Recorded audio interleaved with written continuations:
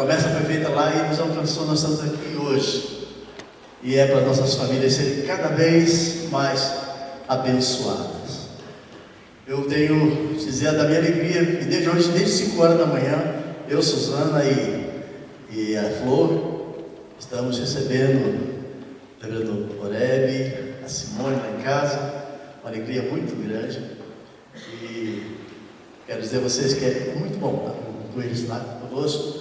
E também temos essa alegria de ter na igreja hoje com várias pessoas de igrejas diferentes.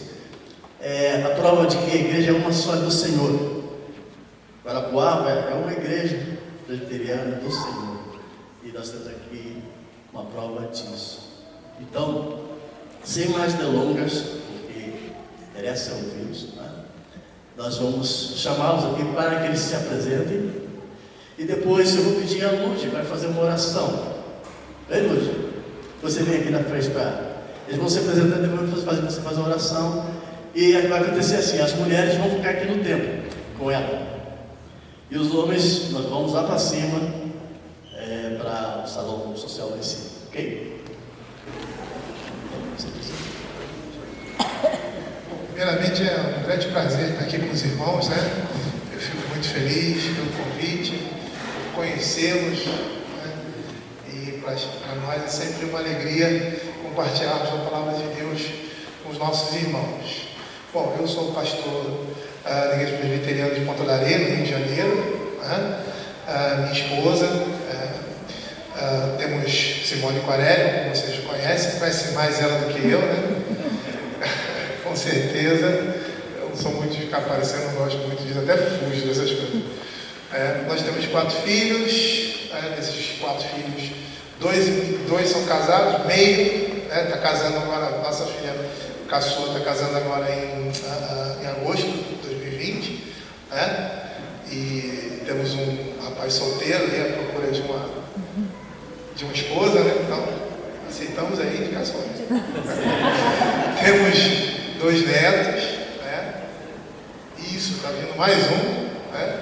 Então uma família grande crescendo, né? E nós compartilhamos, né? Temos a tendência de compartilhar a palavra de Deus, alguns pontos da Escritura que falam sobre a família cristã, né?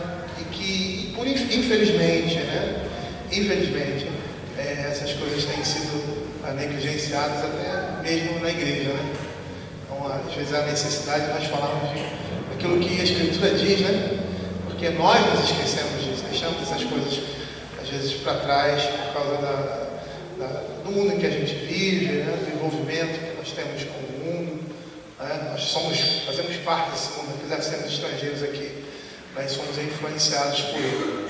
É a necessidade que nós estamos falando temas tão importantes, mas que acho que é um tema vital na igreja, a questão da família, né? Porque o pacto de Deus com o seu povo é um pacto familiar, né? Que chama os pais a assumirem, né? Uma posição diante do Senhor e diante da igreja. Então eu quero expressar aqui a minha alegria, né? Eu não sou muito de falar, só pregando eu falo demais, vocês vão ver. Mas é um prazer estarmos aqui com vocês. Vou passar a palavra à minha esposa para ela falar rapidinho. Não, ele já falou tudo, né? Já falou tudo. É uma alegria, é um prazer realmente. Sempre que a gente pode conhecer mais um pedacinho do corpo de Cristo, né? Pelo Brasil afora, é uma alegria. Realmente a gente se sente muito privilegiado.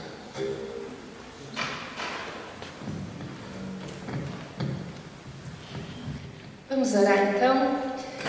Senhor nosso Deus, maravilhoso e bondoso Pai, nós louvamos o Teu nome porque um dia o Senhor nos escolheu e nos chamou, Deus querido, para o Teu reino tão maravilhoso, para conhecermos as verdades da Tua palavra e sermos transformados por ela, Pai.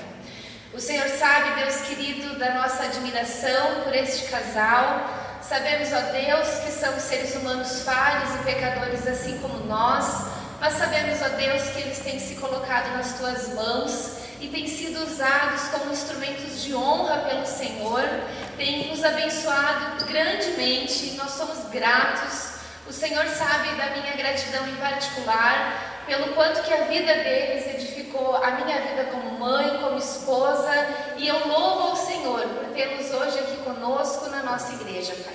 Deus, pedimos que mais uma vez o Teu Espírito Santo use a vida deles, o Teu Espírito Santo venha amolecer e tratar os nossos corações que são tão tardios para o entendimento da Tua Palavra, que nessa noite possamos ser tratados pelo Senhor, que os rapazes e homens aqui presentes possam ser ensinados pela Tua Palavra, o que o Senhor espera deles como líderes, como homens do Senhor, a nós mulheres que sejamos lembradas do papel maravilhoso que o Senhor nos deu de estarmos ao lado dos nossos maridos, sendo suas auxiliadoras, que nessa noite, Deus querido, as nossas famílias sejam poderosamente abençoadas pelo Senhor, Deus. Que a Tua Palavra seja pregada e aplicada aos nossos corações pelo Teu Espírito Santo, Pai. No nome de Jesus que nós oramos. Amém. Então, queridos, os homens vão sair comigo, né? Com o pastor. E Deus abençoe lá em cima e aqui embaixo.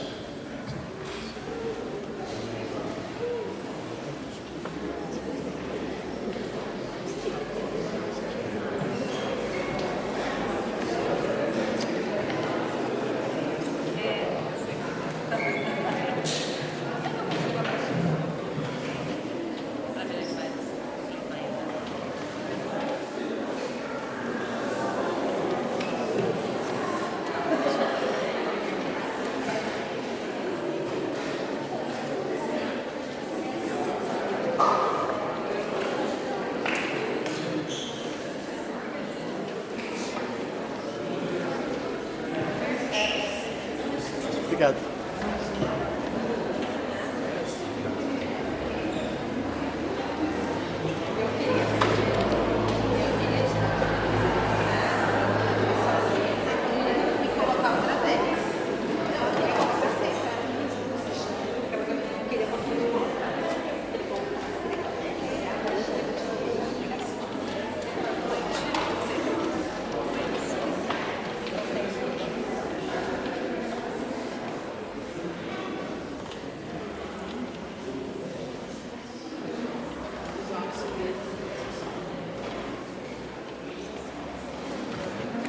Oi. Boa noite, meninas. Boa noite. Quanta mulher numa sexta-noite. Que delícia. Nós temos aproximadamente 1 hora, que é uma tarefa muito difícil. Então, nós vamos fazer o seguinte: nós vamos dar a palestra toda e, ao final, se você tiver perguntas, então você já deixa anotadinho aí, se no meio do caminho eu deixei alguma coisa mal explicada, você anota aí, para no final a gente conseguir dar um tempinho para perguntas e para respostas, tá bom? O tema proposto para essa noite é o princípio bíblico da submissão da mulher ao marido. Eu gosto assim, quando a gente já começa um congresso na jugular. Não fui eu que pedi esse tema não, viu? Só para vocês saberem. Então nós vamos estudar um pouco, é um tema muito amplo. Se a gente quisesse fazer um congresso só sobre isso, ainda nos faltaria tempo para entender os princípios da palavra de Deus e para desfazer as mentiras do diabo e do mundo a respeito do papel da mulher. A gente precisaria de muito tempo para isso. Mas nós contamos com boas leituras, né? Então o objetivo aqui é mais reforçar aquilo que vocês já sabem, despertar vocês para outros assuntos nessa mesma área, para que vocês pensem um pouquinho, para que vocês coloquem também a palavra de Deus em prática. Eu acho que o grande problema quando a gente fala em submissão é porque a gente não entende bem o conceito bíblico. A gente ficou, pelo menos a nossa geração, ficou muito gravado na gente aquilo que o mundo diz, né? Aquilo que as pessoas lá fora da igreja falam, o senso comum fala sobre a submissão. Então é importante para nós limpar a nossa mente de tudo aquilo que é mentiroso e que nós possamos reformatar a nossa mente pela palavra de Deus, que é a nossa única regra de fé e prática. Quando a gente fala de submissão, geralmente nós vamos para dois extremos bem diferentes. Ou nós somos aquelas rebeldes, que dizem, como as feministas dizem, né, que eu sou independente, que marido não manda em mim, que isso tudo é baboseira. Ou, por outro lado, nós entendemos erroneamente a submissão, achando que submissão é ser inferior, achando que submissão é você não ter vontade própria, é você não dar opiniões, né? Isso também não é submissão, né? Então, nem de um lado, aquela que briga com o homem pela autoridade no lar, nem de outro lado, aquela mulher que se julga um pano de chão, porque a Bíblia manda que ela seja submissa. Então, entender o que é submissão à luz da Bíblia vai fazer com que a gente seja submissa.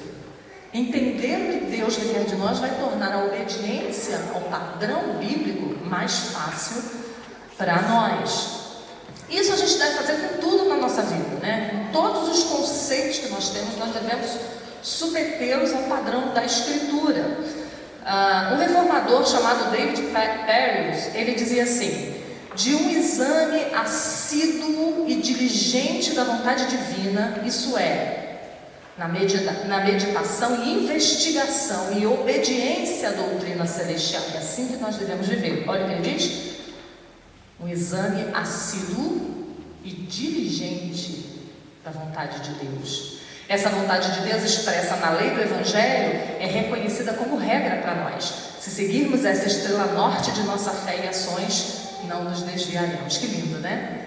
Nós sabemos que nós temos um guia, e esse guia é a palavra de Deus. Mas o mundo sem Deus não vive assim. O mundo sem Deus vive da forma como quer. E muitas vezes nós copiamos esse padrão sem perceber. O padrão de viver a vida, fazer escolhas, tomar decisões baseadas naquilo que nós queremos e não naquilo que a palavra de Deus faz.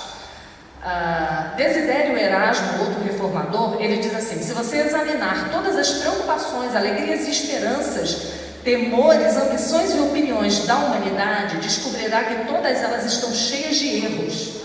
Chamam o bem de mal e o mal de bem, tornam o doce amargo e o amargo doce, tornam a luz em trevas e as trevas em luz. A gente tem experimentado muito de perto nos nossos dias isso, né? Tudo que é bom ser chamado de mal. E com a submissão acontece isso. E tudo aquilo que é mal ser chamado de bom pelo mundo, né? E com a questão da submissão acontece isso também, né? É algo bom, que foi Deus quem deu a ordem, e nós reputamos como ruim. Isso é chamar o bem de mal. Então a gente precisa ter cuidado com isso. Foi isso que o movimento feminista fez com aquilo que Deus designou para o homem e para a mulher. Chamou aquilo que era bom de mal. Então Deus ele tem uma norma bem específica para o que é ser homem e para o que é ser mulher. O que o mundo fez? Bagunçou tudo e disse que tudo bem, que cada um pode escolher ser o que quiser ser, e que não existem funções específicas, mas você escolhe a função. Se a função do homem te agrada, você toma para si. Se a função da mulher te agrada, o homem pode tomar para si, né? E aí virou a confusão, né, que nós estamos vivendo. E aí o que aconteceu? Eles chamaram aquilo que Deus fez de mal. O movimento feminista e os homens, quando são machistas, são dois extremos, né, na mesma linha. Os dois movimentos dizem que o que Deus criou é mal. E a gente precisa se atentar para isso. A gente precisa perceber isso. A Nancy Leigh DeMoss tem uma explicação sobre isso que eu gosto muito. Ela diz assim: o movimento de emancipação feminina repudiou a ideia de que Deus tem um plano específico para as mulheres. Esse movimento afirmava que tínhamos o direito de definir o que é ser mulher, definir o que é feminilidade. Ensinou-nos a crer que nossas vidas e as escolhas que fazemos são única e exclusivamente da nossa conta. Meu corpo, minhas regras. levou-nos a acreditar que as diferenças entre homens e mulheres não são tão importantes assim, que podemos escolher arbitrariamente nossos papéis e definir o conceito de feminilidade. Olha aí, chamando o que era bom de mal, porque eu preciso redefinir. O que foi estabelecido por Deus não está bom. A Bíblia ensina, diz a Nancy Leigh DeMoss, que não cabe a nós definir o que é feminilidade. Ela diz que Deus criou homem e mulher com um propósito vital e específico, não foi aleatório. Seu plano não é arbitrário, não é insignificante e não é descartável.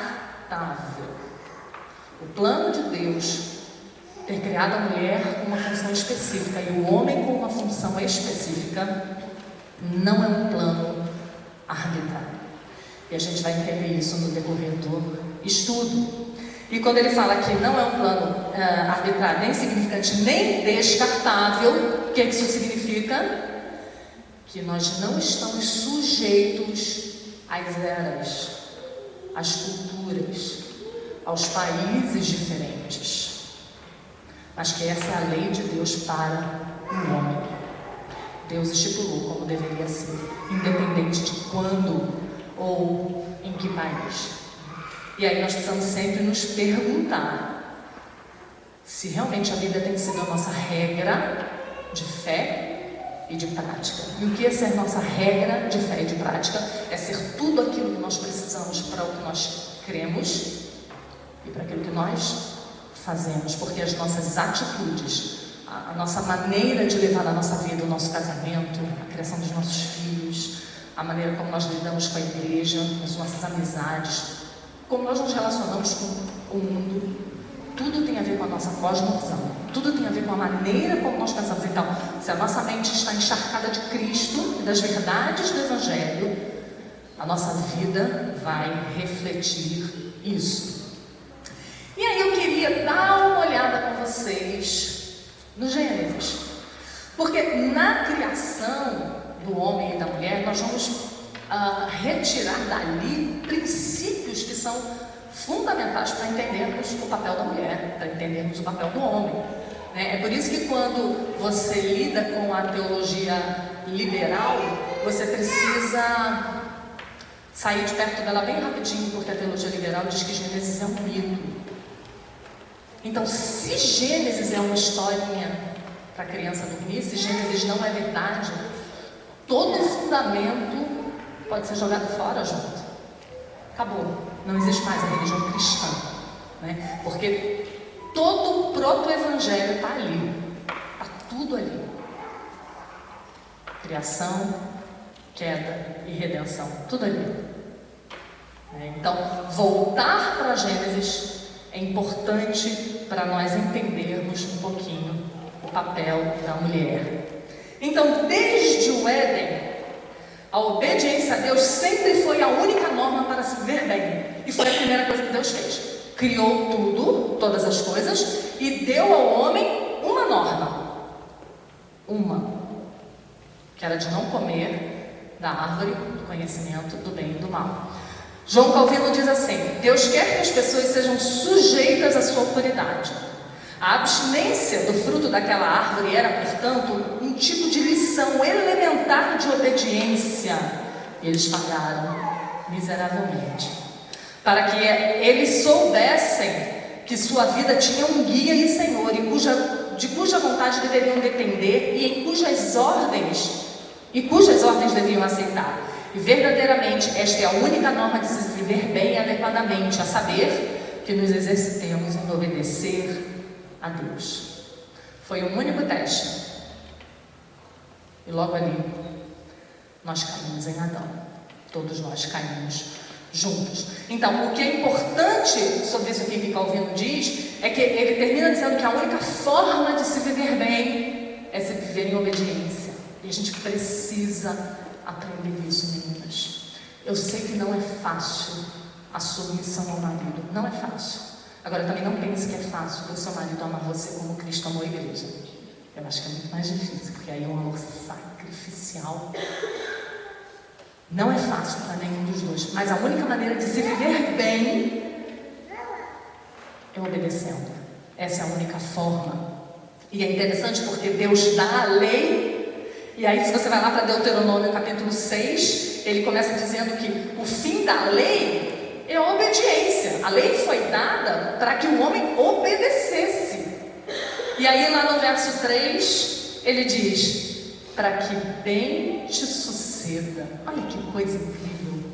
Deus não é como um déspota de um filme que dá ordens só para dar ordens, que dá ordens só para que as pessoas façam aquilo que o seu coração orgulhoso deseja. Não. Deus nos dá ordens para nos preservar, para nos fazer bem. E quando a gente entende isso, como é mais fácil você se adequar à lei de Deus. É um pai que às vezes vai dizer não para um filho, por um motivo muito nobre, porque ele sabe, embora aquele filho não entenda, mas ele sabe que aquilo vai ser bom para o seu filho. Então, se nós conseguirmos entender o papel de cada um, né, e o chamado de cada um, de homem e mulher, nós aprenderemos a ficar satisfeitas com a nossa vocação. E não ficarmos reclamando da posição que Deus nos colocou. Como fez Eva, né? Eva foi grata, né? E Adão também. Porque Deus deu todo o jardim. Todo. Só tinha uma árvore que ela não podia comer. E o que ela quis? Exatamente. Parece quem, gente? Não parece o filho da gente? Você apresenta 3 biscoitos para ele. Esse. Pode escolher, eu quero aquele. Aí você diz, não, aquele não. Pronto, o mundo acabou. É assim, não é? Sabe o que é isso? Sabe o nome desse pecado? Cobiça. É desejar aquilo que você não pode ter. Que Deus disse não. Então foi assim, desde o Éden. Ela quis o fruto, ela quis ser como Deus. E ela quis liderar a família dela. Ela decidiu em nome da família. Então vamos lá. Então vamos tentar entender um pouquinho sobre as nossas diferenças como homem e mulher. E eu gostaria de começar falando sobre a diferença dessas vocações, dizendo que nós somos iguais diante de Deus. E isso é uma coisa que as mulheres não entendem, principalmente aquelas que odeiam a palavra submissão. Elas odeiam a palavra submissão porque elas não entenderam o que a Bíblia fala sobre isso, tá? Então, primeiro, nós somos iguais diante de Deus. Ambos são imagem de Deus. Não acredite em nada que fale diferente disso. Não acredite em ninguém que diga que você é inferior porque você é mulher, porque o seu marido tem autoridade e por isso você é inferior a ele. Okay? Esse é um conceito mundano. No nosso meio não é assim. O que Jesus disse? Quem quiser ser o primeiro é aquele que vos sirva. O conceito de liderança no Evangelho é completamente diferente do conceito de liderança do mundo. Então, nós precisamos aprender isso. Ambos são imagem de Deus. Significa que eram como Deus e que eram representantes de Deus no mundo. Os dois. Não era só Adão. Era Adão e Eva. Por isso, os dois merecem honra e respeito igualmente. Ambos são imagem de Deus. E aí você começa a ver como é que o mundo se comporta. Por que existe essa guerra entre homem e mulher? Por quê? Porque a mulher ela não quer ser submissa ao homem, ao marido, e porque o marido, ao invés de pastoreá-la e trazê-la à obediência de Cristo, ele se levanta com violência contra ela, maltratando, sendo grosseiro, e isso vira uma guerra, né? Então nós temos aí o feminismo, temos aí o machismo, que são ideias errôneas a respeito da feminilidade e da masculinidade. Lá em Gênesis 1, verso 27, diz isso que eu acabei de falar. Criou Deus o homem à sua imagem, a imagem de Deus o criou, mas não para por aí, ele continua. Homem e mulher os criou, os dois são imagem de Deus. John Piper, falando sobre essa igualdade que existe entre homem e mulher, ele diz assim: a verdadeira feminilidade é um chamado específico de Deus para que a glória de seu Filho seja refletida como nunca seria caso as mulheres não existissem. Aí quem tem um coração feminista já faz assim: superior ao homem. Não, somos iguais, nem inferiores, nem superiores, somos iguais diante de Deus. O Wayne Grudem diz uma coisa bem parecida. Ele diz assim: a raça humana e o plano de Deus para ela não iriam adiante se qualquer um deles faltasse. Por quê? Deus criou para ser assim, para que um dependesse do outro. Eu gosto quando Joel Bick diz que a glória do homem é que ele é o cabeça, a sua humildade é que ele vem da mulher. Então, quando ele quer se achar, ele precisa lembrar que ele veio da mulher. A glória da mulher é que ela é a responsável pela procriação. A sua humildade é que ela precisa se submeter ao seu marido. Então não tem vencedores nessa disputa, porque não é uma disputa. E é isso que a gente precisa aprender. Nós nos complementamos. Abre lá comigo em 1 Coríntios capítulo 11. 1 Coríntios capítulo 11, a partir do verso 8. Nós vamos entender esse princípio direitinho.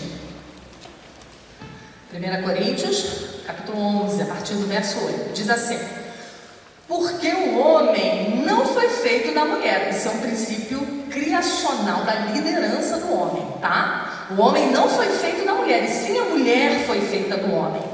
Porque também o homem não foi criado. Aí as feministas piram. O homem não foi criado por causa da mulher, e sim a mulher por causa do homem. E aí vai entrar aí uma questão, que é a questão do uso do véu, que é uma questão cultural.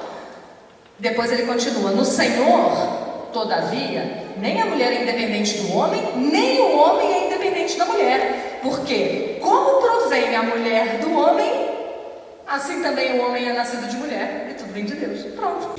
Não temos nada de especial. Somos iguais. O pastor, os presbíteros e a igreja e as ovelhas. O pastor é melhor do que nós, ovelhas? Não. O pastor ele tem um lugar especial no céu? Não. Pecador salvo pela graça como nós. Mas ele tem autoridade sobre nós. Somos iguais diante de Deus, mas ele está em posição de autoridade. Então, entender isso nos ajuda a entender também como é que é a mulher com relação ao marido. Ele é autoridade sobre nós, e o argumento criacional é porque ele foi criado primeiro, ele precisou de ajuda. A mulher foi criada por causa dele, não ela por causa do marido, e não ele por causa dela. E ele termina dessa maneira que aí o povo diz, né, Paulo era machista. Não leu o verso até o final, é isso que dá. Tem preguiça de ler, dá isso. No Senhor, todavia, nem a mulher é independente do homem, nem o homem é independente da mulher, porque como provém a mulher do homem, assim também o homem é nascido da mulher, e tudo vem de Deus. Homem e mulher são iguais. Nem se lê Demóstenes, ela diz assim: a história do ser humano, homem e mulher, tem um propósito de exibir a glória do Criador. É uma lição prática, um tipo de parábola que fala sobre o relacionamento de Cristo e a igreja e a sua noiva. Por isso que é um relacionamento perfeito, como Deus concebeu, porque é para espelhar algo muito maior, que é o relacionamento de Cristo e a igreja. Nunca podemos nos esquecer disso. Cristo e a igreja, marido e a esposa, esse é um espelho. Agostinho ele diz assim: Cristo consumou o que Adão havia simbolizado, pois enquanto Adão dormia, Deus lhe tirou uma costela e Eva foi criada. Olha que coisa linda que ele diz. Da mesma forma, enquanto o Senhor Jesus dormia na cruz, seu lado foi traspassado por uma lança, e assim a igreja nasceu. Que lindo, né? Pois a igreja, a noiva de Cristo, foi criada do seu lado, assim como Eva foi criada de um lado de Adão. Que coisa linda, né? Que paralelo maravilhoso, né? Que maravilhoso senso de pertencimento que nós temos, sabendo que Nós fomos tirados de Cristo e por isso nós pertencemos a Ele. Olha aí, as mulheres foram tiradas de seu marido, por isso pertencem, querem agradar a Ele. Engraçado, quando a gente fala sobre a submissão da igreja a Cristo, ninguém acha ruim. Todo mundo acha que é isso mesmo, a igreja tem que ser submissa a Cristo. Assim como a mulher tem que ser submissa ao pai. Não, aí não. Ao marido, aí não. Né? Mas esta é a comparação. Algumas feministas cristãs, e eu estou falando isso com muitas aspas, porque isso é uma esqueci o termo, é uma incoerência de termos, né? Paradoxo irreconciliável, né? Irreconciliável. Elas gostam de dizer que o governo do homem, do esposo sobre a mulher é pós-queda. Elas gostam de dizer isso. Não leu a Bíblia. Além de feminista, é liberal. Desconsidera Gênesis, né? Abre lá comigo, vamos dar uma olhadinha. Gênesis, capítulo 2.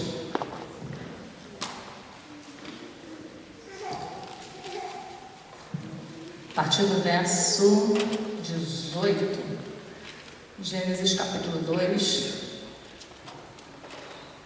Não, peraí, volta mais um pouquinho. 15. O verso 15 de Gênesis 2 é o Senhor mostrando ao homem o seu papel, o que ele deveria fazer, tá? Só isso aqui dá um estudo maravilhoso.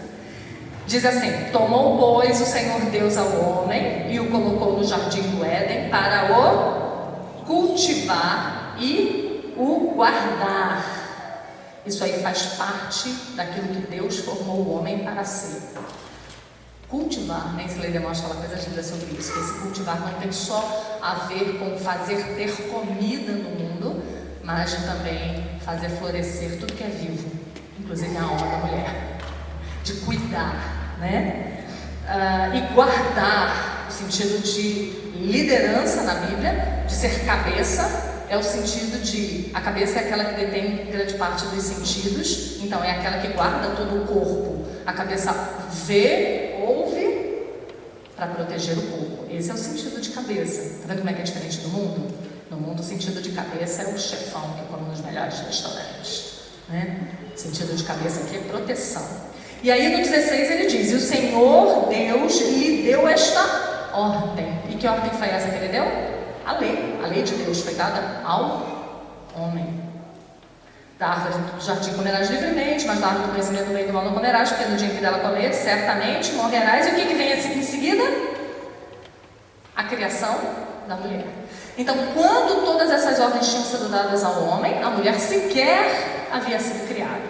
Inclusive, quem passou a lei de Deus, a mulher, foi o seu marido, né? Então, ele já era líder antes da queda. Então, quando disserem a você que o homem ser o cabeça, o homem ser o chefe da família, isso é por causa do pecado, não é verdade. É anterior à queda.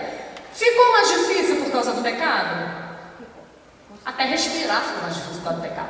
Existir ficou difícil depois do pecado. Tudo degringolou, saiu dos trilhos depois do pecado. Não seria diferente com a submissão da esposa ao marido, nem com a liderança do marido em relação à sua mulher.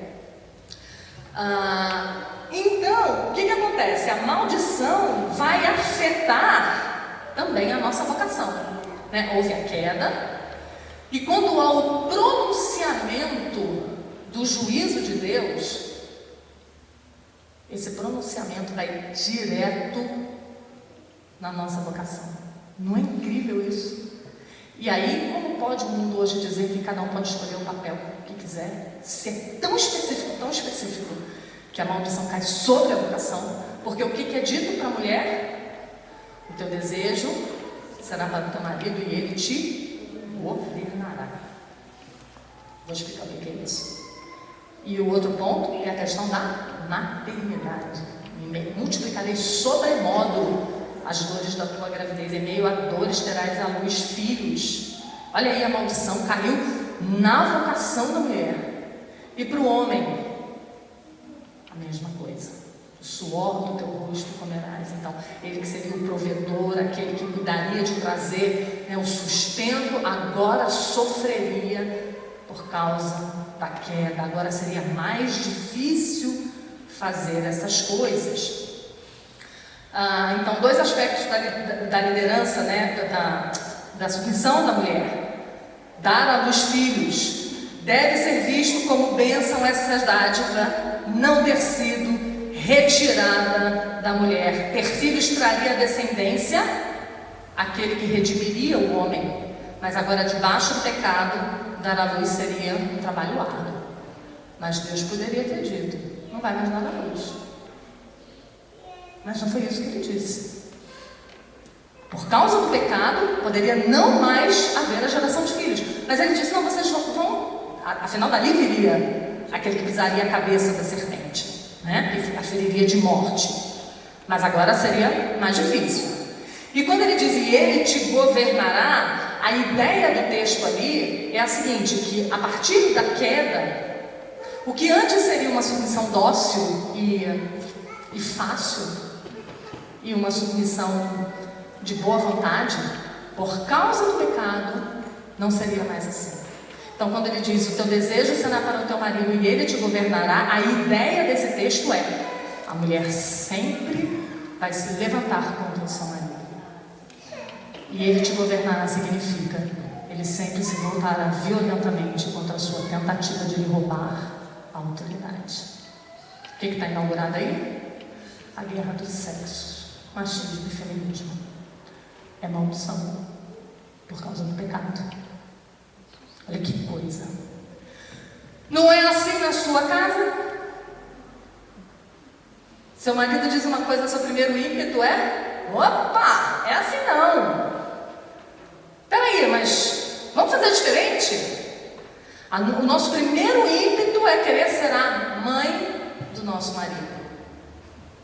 E ele, das duas uma, ou ele vai vir contra nós, mas pode ser que quando ele vier muitas vezes contra nós, ele acabe se cansando disso e saia de cena, como Adão fez, né? Adão saiu de cena, né? Os teólogos, eles são unânimes praticamente em dizer que Adão estava ali no momento da queda, que ele assistiu tudinho a conversa da serpente com Eva e não se intrometeu, não interferiu, não assumiu o seu papel. E ele te governará, né? Também, segundo Lutero, houve a bênção de permanecer junto ao marido, não sendo lançada em solidão e abandono após o pecado. Olha que coisa incrível que Lutero diz: não foi tirada a maternidade da mulher e não foi tirado o marido da mulher. Agora seria com dificuldades as duas coisas, mas Deus poderia ter lançado em solidão, mas não foi isso que ele fez. Então, bondade de Deus, isso é uma lição para a gente quando a gente reclama do nosso marido e dos nossos filhos. Uma lição para nós aprendermos, né? Calvino explica da seguinte forma: assim, desse jeito, com o marido governando-a, agora debaixo do pecado, a mulher que tinha ultrapassado temerariamente seus próprios limites é colocada de volta aos trilhos.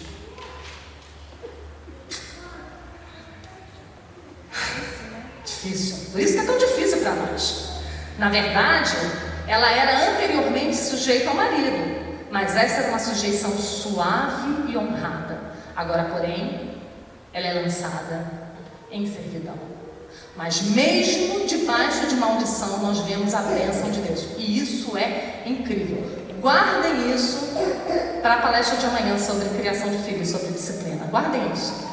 Mesmo depois do pecado, mesmo sendo lançada a maldição, a redenção, a esperança, visto o que Deus disse à serpente. É uma coisa impressionante da Escritura, do Evangelho. Isso é impressionante. Ao mesmo momento em que a sentença de morte é dada, no mesmo momento, o que ele diz para a serpente? Vai rastejar, tu ferirás o calcanhar. O que é isso? O pecado. E o calcanhar não é uma ferida de morte, mas da mulher virá aquele que lhe esmagará a cabeça.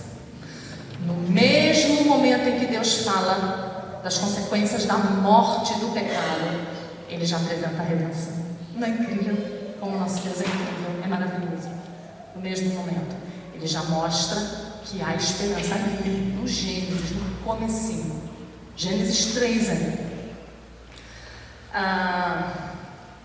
Lutero, comentando sobre isso, sobre as maldições, né, que vieram, mesmo assim vermos as bênçãos de Deus, ele diz assim: estas coisas, a maternidade e a sua união com Adão, são uma adição à esperança eterna e sem dúvida encorajaram Eva grandemente.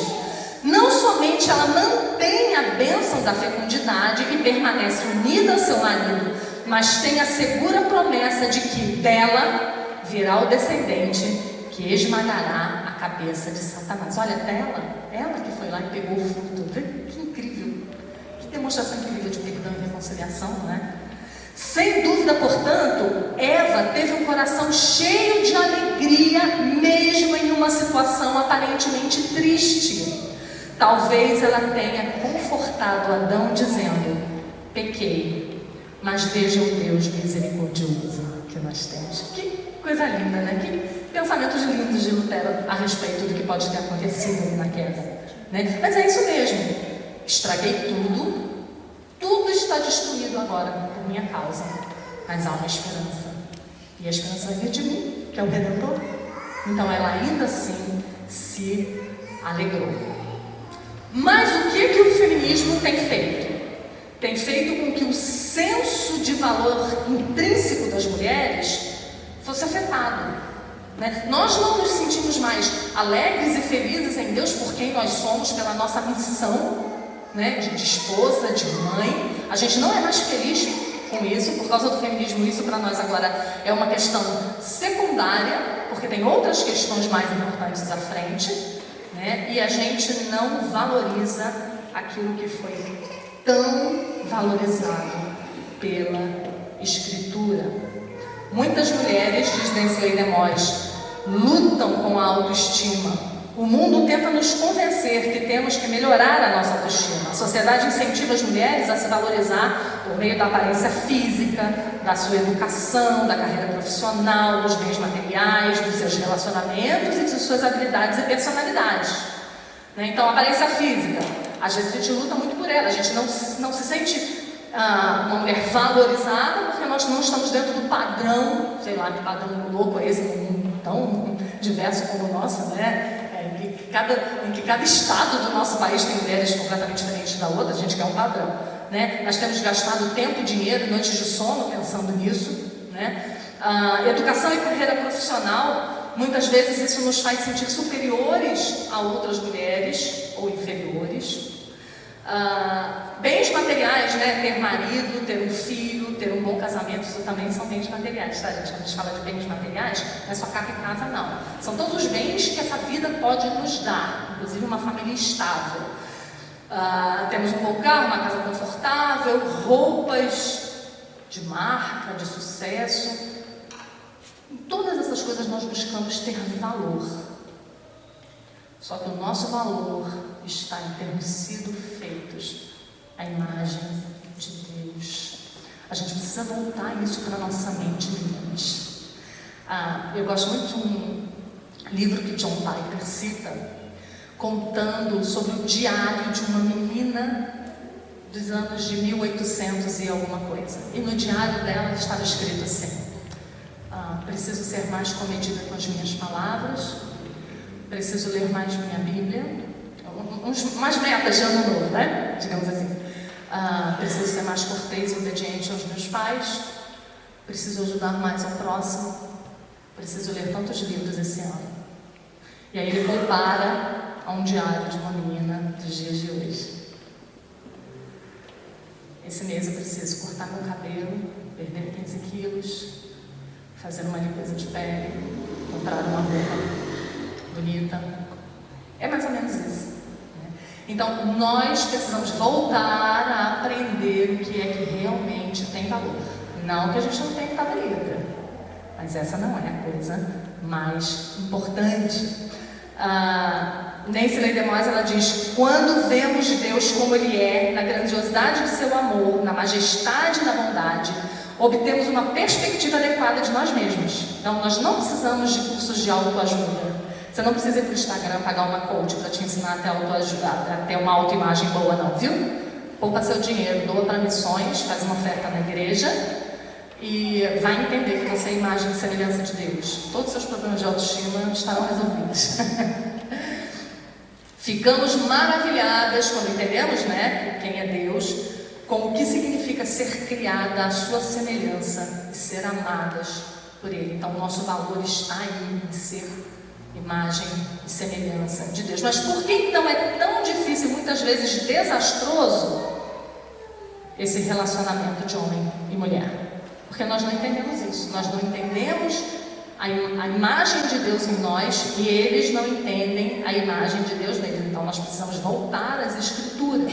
Precisamos ver como é que Deus enxerga a função da mulher. Adão sabia que Deus era sábio o suficiente para lhe dar alguém adequado às suas necessidades.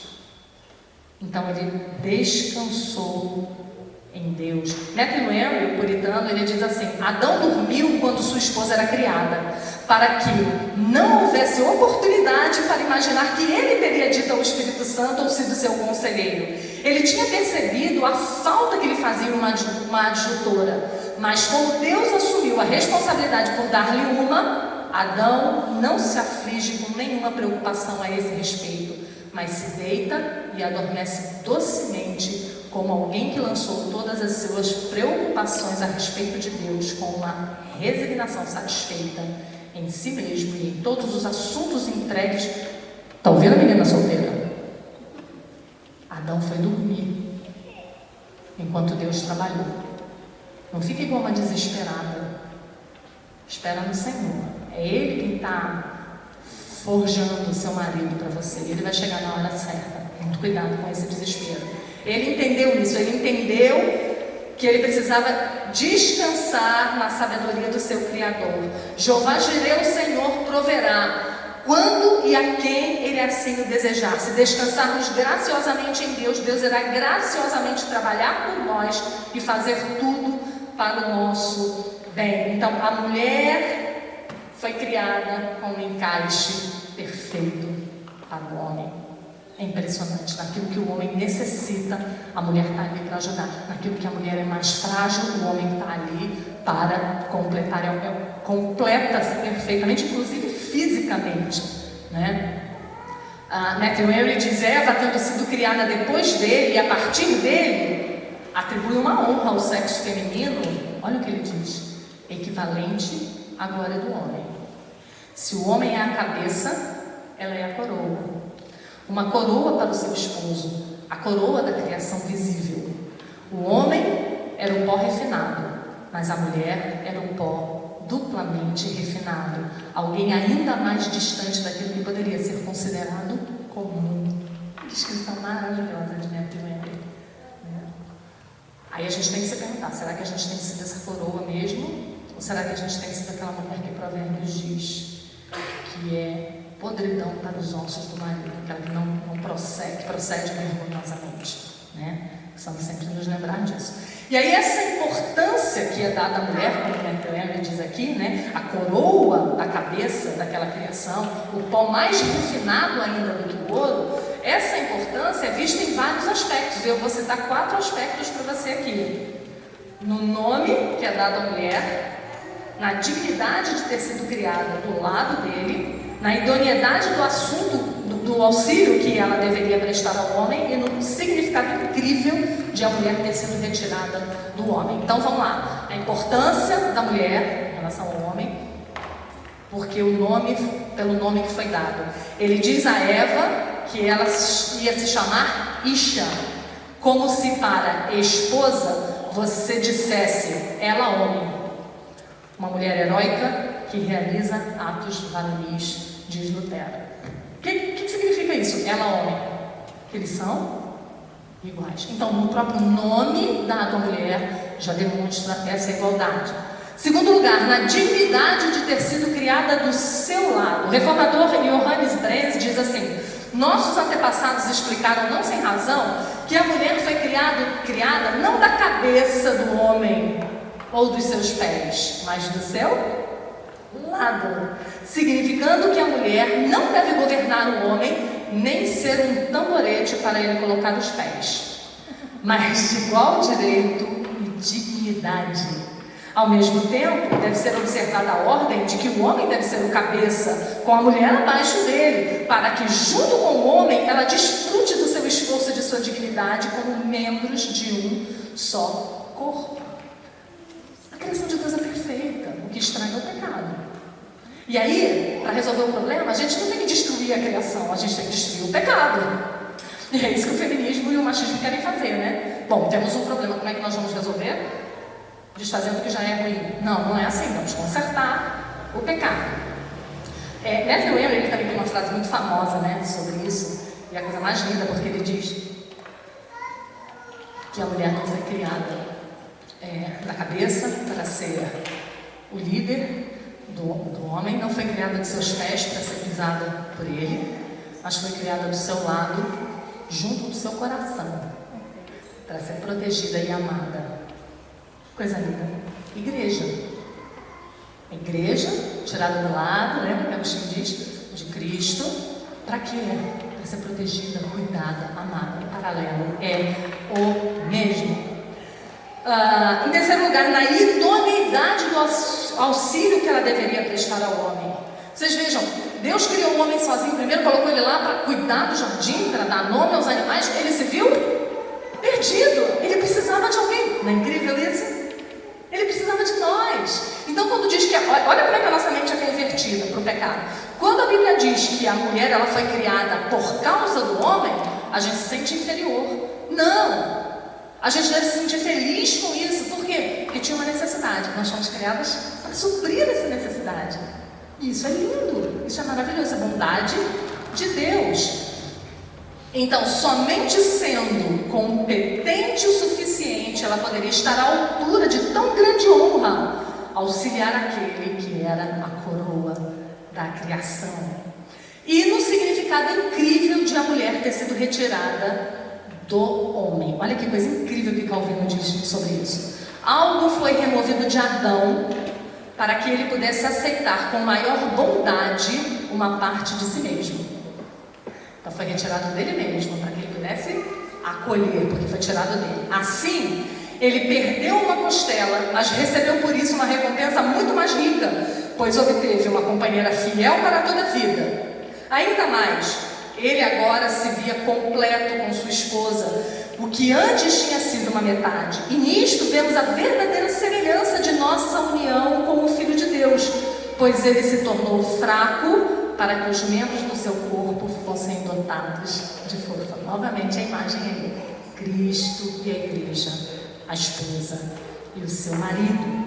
Então Deus criou tudo perfeito, mas a queda degenerou cada aspecto da boa criação de Deus. E por isso nós temos problemas hoje, né? Calvino ele diz assim sobre isso: a ordem da natureza designada por Deus foi invertida por nós. Pois se a nossa integridade tivesse permanecido até hoje, como era desde o princípio, a instituição divina seria claramente discernida e a mais doce harmonia reinaria no casamento. Olha, gente, imagina, esse casamento já é bom, com pecado.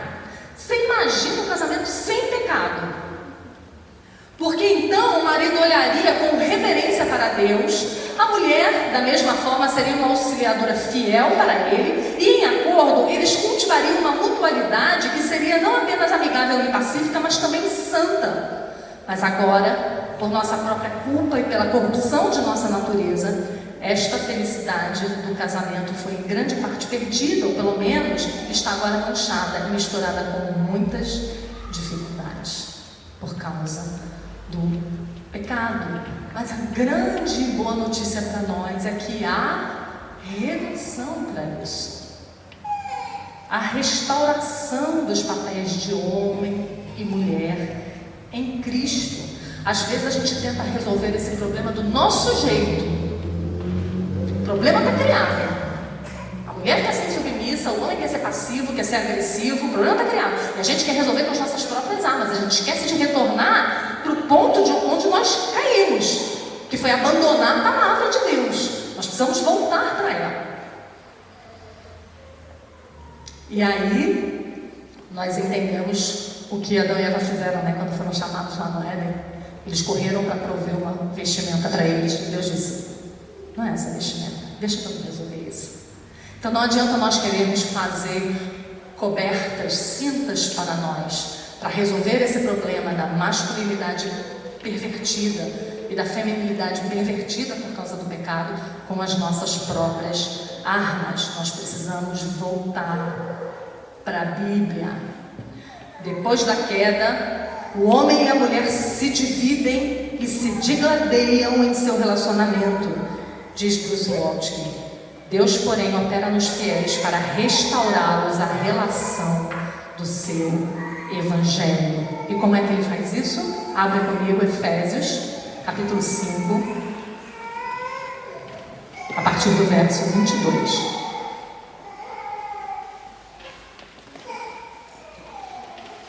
Efésios, capítulo 5, a partir do verso 22. Esse texto de Efésios 5, a partir do 22, ele é como se fosse um concerto de Gênesis 3. O que aconteceu em Gênesis 3?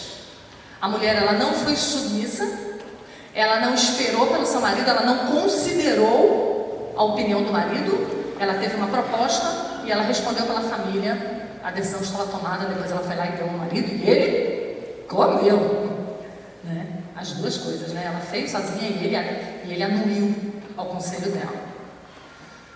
Eva não foi submissa e Adão não protegeu.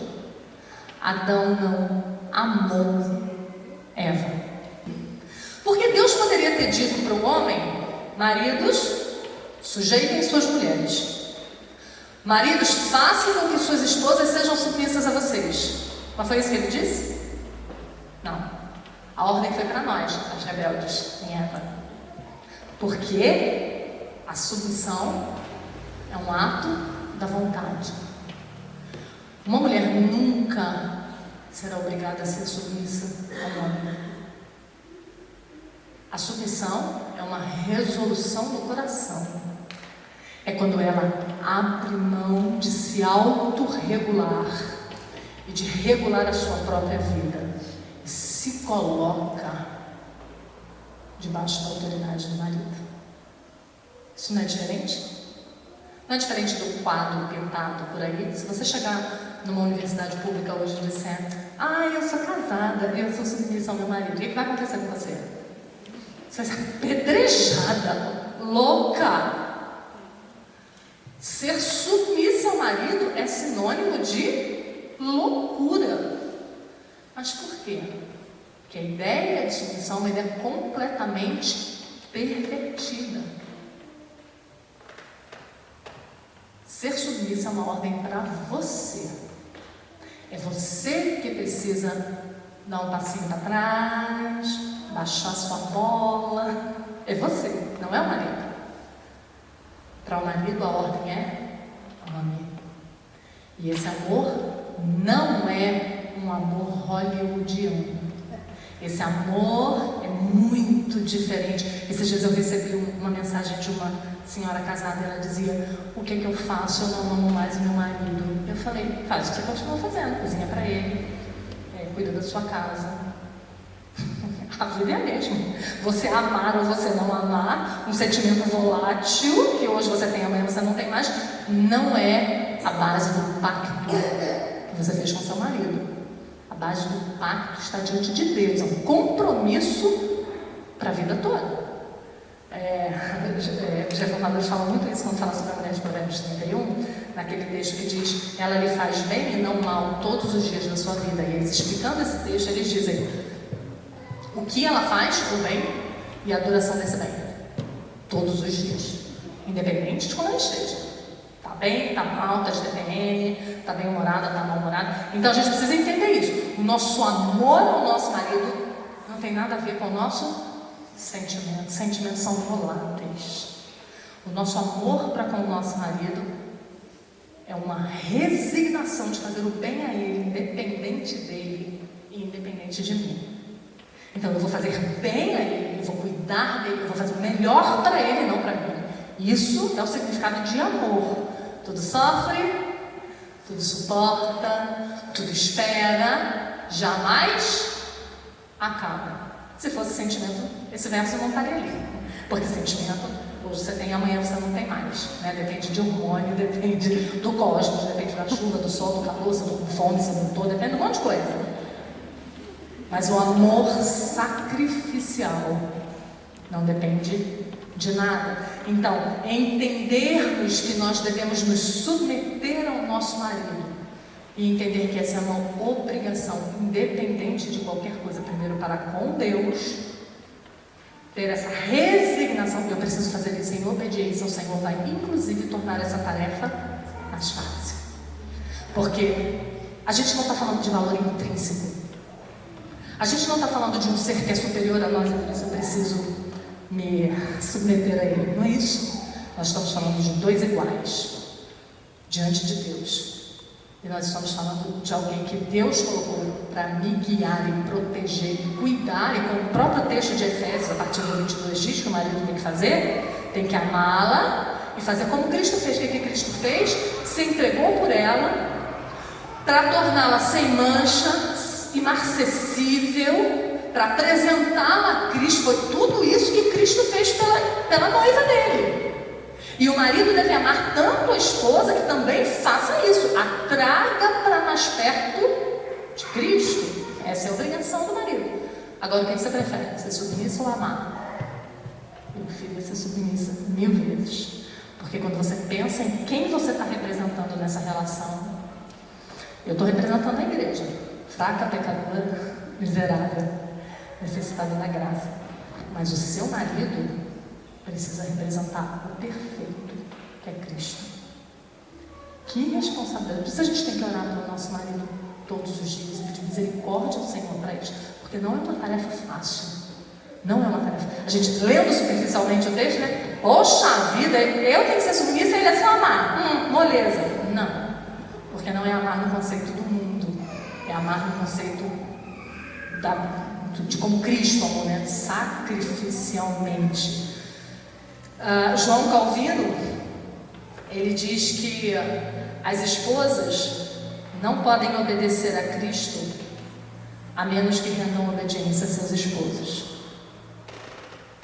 Porque a Bíblia fala que nós devemos ser submissas ao marido como ao Senhor.